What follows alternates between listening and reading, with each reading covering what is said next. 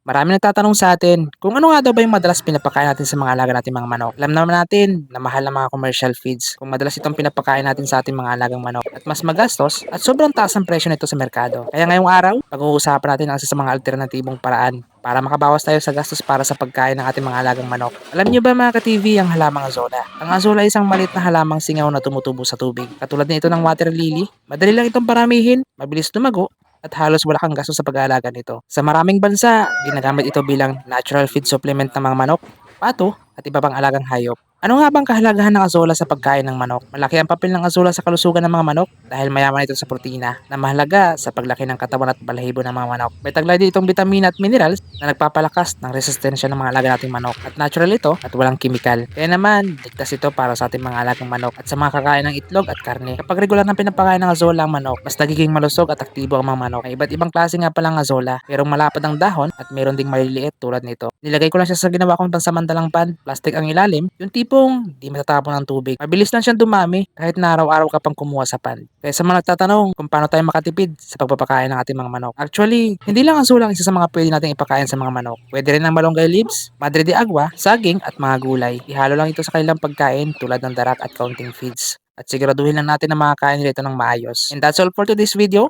Ito ang Darwin TV at maraming salamat sa panonood.